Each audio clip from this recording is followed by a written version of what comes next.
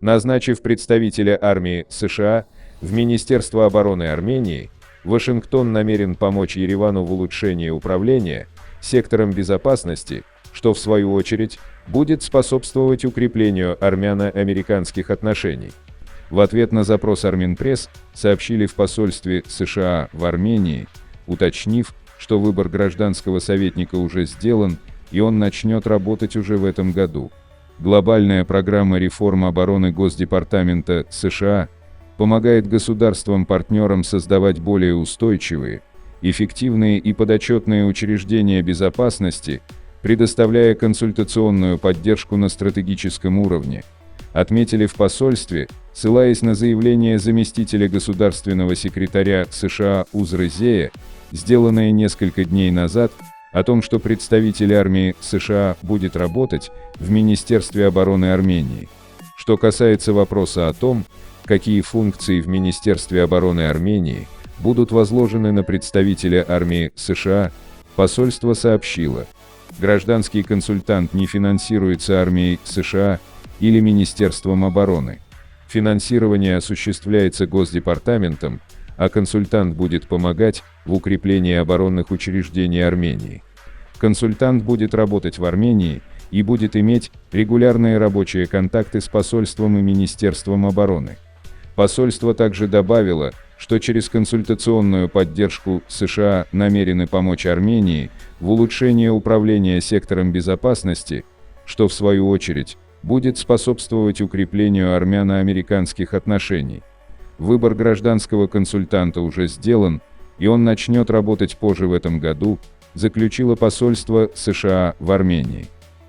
Посол Квин вместе с генерал-майором Джеймсом Кризелем из Европейского командования США, бригадным генералом Энтони Махатом из Национальной гвардии армии Канзаса и бригадным генералом Эндрю Сославом из сухопутных войск США в Европе и Африке наблюдала за учениями Eagle Partner 24. Учения, начавшиеся 15 июля, основаны на многолетнем сотрудничестве США и Армении в области обороны, связанном с подготовкой к международным миротворческим операциям. Заявление из посольства США в Армении. Глава агентства США по международному развитию Саманта Пауэр подвела итоги своего визита в Армению, отметив, что партнерство Армения-США крепнет с каждым днем. При общении с армянами становится совершенно ясно, что на данный момент внимание сосредоточено на построении сопротивления, повышении устойчивости в области продовольственной безопасности, повышение устойчивости к климатическим потрясениям и, конечно же, устойчивость в энергетике, чтобы страна получала энергию от более диверсифицированных поставщиков. Для USAID большая честь поддержать усилия в каждой из этих областей. Но мы также признаем, что хотим перевести отношения с помощи на торговлю. И именно поэтому мы сделали ряд новых заявлений, в том числе о новом государственно-частном партнерстве, которое является примером современного и прочного партнерства между Соединенными Штатами и Арменией, которое крепнет с каждым днем, заявила Саманта Пауэр.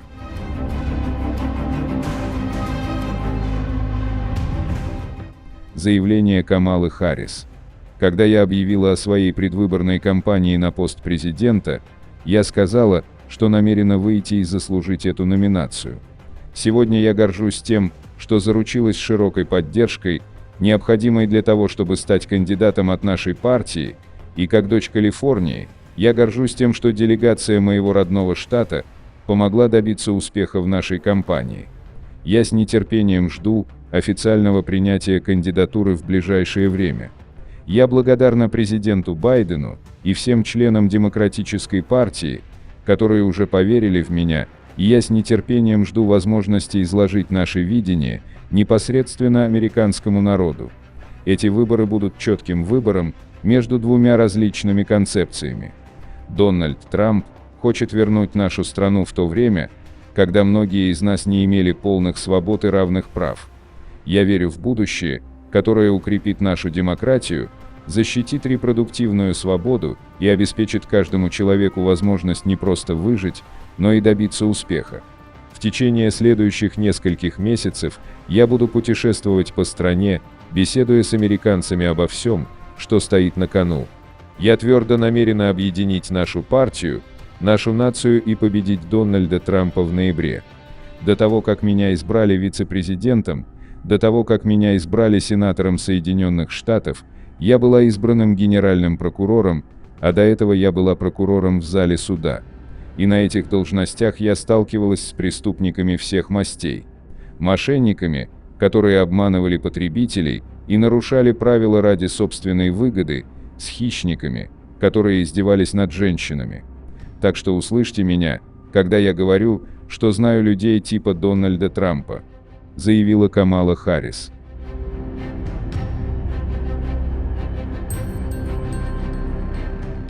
Байден был, да весь вышел. Не стал, как Гейдар Алиев в 2003-м, умирать на трибуне. Это был год выборов в президенты, вокруг полно оппозиционеров, а на харизму сына он не очень рассчитывал. Вот и вытягивал себя за волосы из смертельной воронки. Аж 3 раза терял сознание во время этого выступления в Баку и 3 раза пытался вновь продолжить его. Каждый раз его выносили, но он, приходя в сознание, приказывал вернуть себя на трибуну, пока не отключился. Больше его никто не видел, кроме одной видеозаписи за день до выборов с обращением к народу по поводу поддержки сына. В октябре Ильхам был выбран, и почти сразу отец помер. Прямо волшебство, ничего не скажешь. Вот, что значит дождаться смерти в нужное время, в нужном месте. Как бы ни относится к США и к Байдену конкретно, демократия – дело хоть и ненадежное, но единственно верное.